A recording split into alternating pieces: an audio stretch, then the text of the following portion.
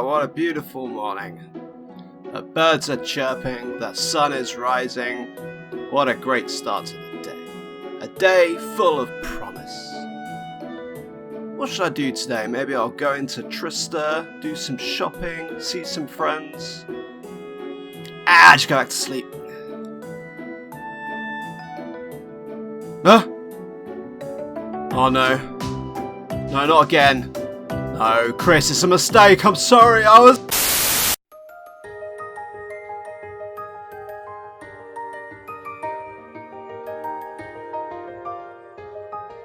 Ladies and gentlemen, welcome to A World of Promise, the legend of heroes, trails of cold steel.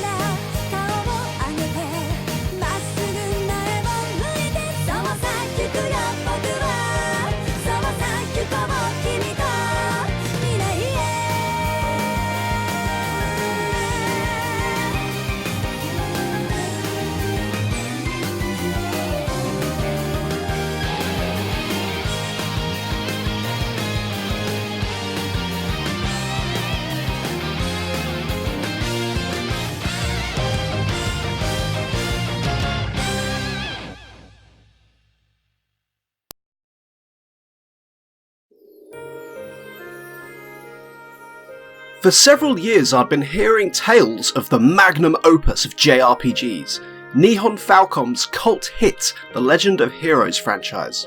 My fellow JRPG aficionados screamed its praises from their Twitter rooftops.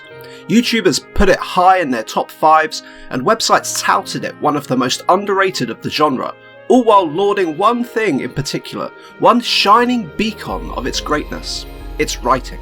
And yet, I've never got round to the series, partially because of its roots on PlayStation's portable iterations that I never got on with, and partially because several either didn't release in Europe or just took too long in getting here. But with Trails of Cold Steel's PS4 re-release, I found my perfect entry to the franchise with the first instalment of its Erebonia arc.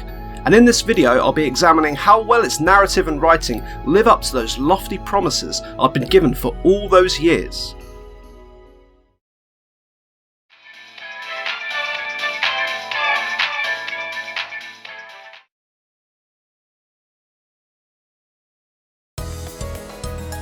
The game's largest strength is certainly its world building.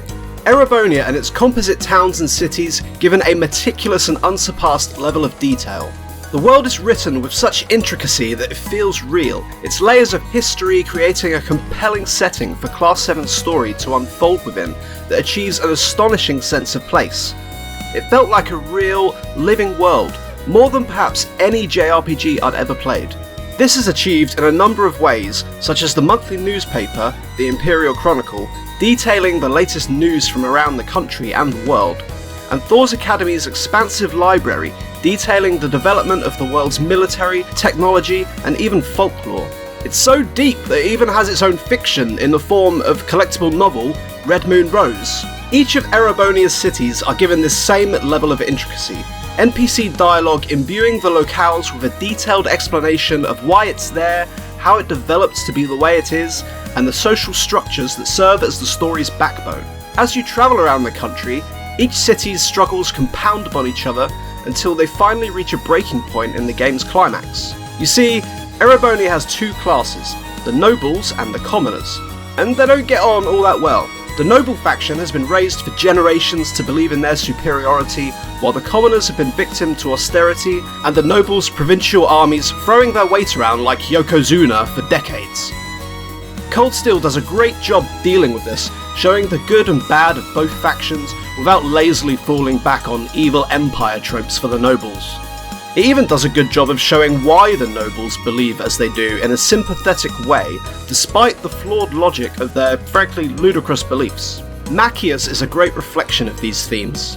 He begins as a brash, arrogant young man with a violent hatred for the noble faction, until learning there is good in some of them and some bad in the commoners, even reaching something of an understanding with his noble-born classmate, Eustace. This leads to one of my favourite parts of any game that can pull it off. Narrative and gameplay meet thanks to the Link ability, where characters can form a bond in battle for special abilities. When Maccius and Eustace attempt it, however, they fail, and the driving force of that part of the story becomes about them reaching an understanding in order to pull off this combat bond.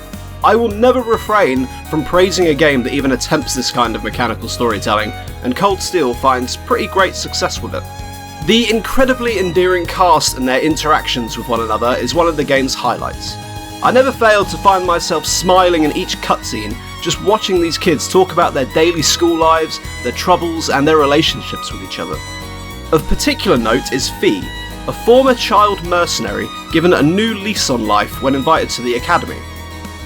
As the game progresses, we watch Fee's heartwarming journey from lost, apathetic young girl to a deeply caring girl who has found her place within her new family of Class 7.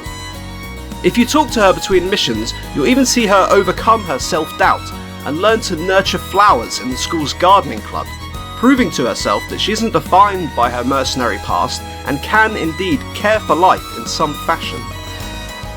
Reminds me of the professor watering me in my youth before this whole sentience thing. Anyway, these snippets of her daily life are a fantastic reflection of the journey she goes through in the main story, making her easily my favourite character and best girl. I won't hear otherwise. Good boy. It's not only members of the main cast that caught my attention and pulled on my heartstrings. There's a huge cast of side characters, most of which are given their own compelling stories that carried me through the game's half-a-year-ish time frame. Going back to the academy after each field trip and seeing how everyone's getting on was one of my personal highlights of the game. Their quaint tales of romance, family, and growing up giving the game a lot of its huge heart.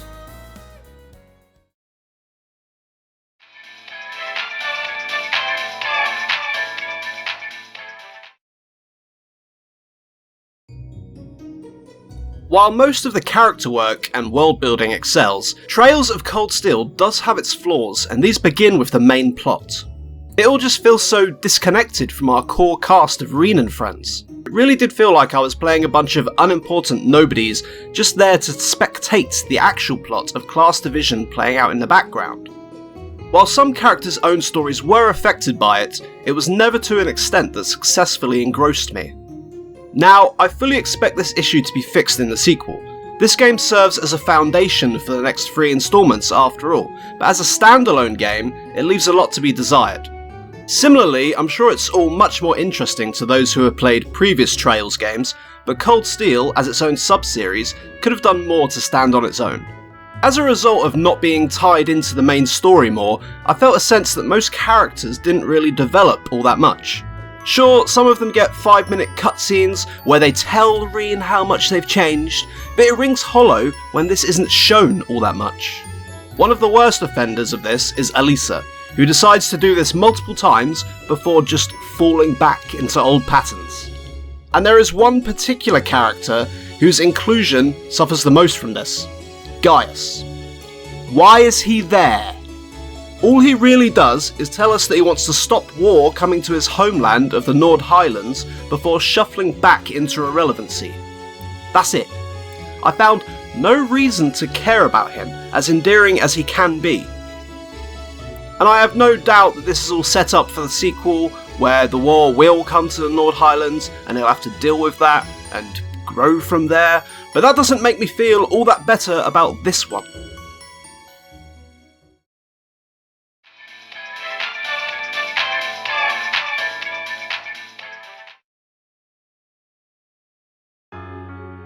This part's going to contain some pretty heavy spoilers, so if you're set on playing the game already yourself, skip to this time. Otherwise, let's get into the absolute worst parts of the game's narrative. The villains are a joke. These 4 buffoons show up, try to do some nefarious stuff, and get wrecked by a bunch of kids before flying off like Team Rocket getting a Pikachu enema. They come across as incompetent idiots to such a level that no amount of all according to Keikaku can mitigate. They never ever come across as anything resembling a threat until right at the end, when their leader, who has been under constant watch by Erebonia's intelligence division as a suspect, like they didn't know it was him, but they suspected him and had eyes on him, he manages to slip away from them and find the one perfect rooftop from which to shoot the Chancellor completely unharried until it's too late. Everything about the writing of the villains is ridiculous. Which brings us to their leader's identity. Alright, strap in and bear with me here. So all the villains go by the first letter of their name. We have V, S, G, and their leader, C, who masks himself to hide his identity. However, there is one male character whose name begins with C, who also happens to not be around when C is. It's Crow. Obviously. And the revelation that they are one and the same is treated as some immense plot twist. This is one of the most intellectually insulting things I have witnessed in a JRPG. Just how immensely stupid does Neon Falcom really believe their audience to be to set this all up and then reveal it as if it's the second coming of Houdini and not the work of a bootleg M. Night Shyamalan? The whole thing just left me angry, wondering how the Neon Falcom dared to treat me as though I suffered from whatever cognitive deficiencies their cast of villains were affected by when they were presumably dropped on their heads as babies out of the writing room womb, or whatever.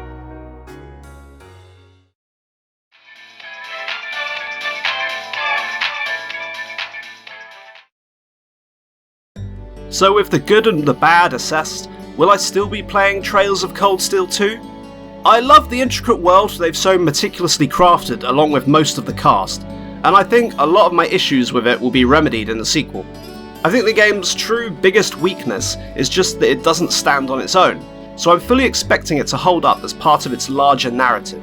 As such, it probably shouldn't have been sold as a solo game, but hey, it was. No use complaining about that. At least it's cheaper than most games at £35 on PSN. Also, the game's title probably should have been numbered within the Legend of Heroes series too, as the lack of number in the subtitle gave me the impression this was a Final Fantasy style deal of unrelated stories which, evidently, could not be further from the truth.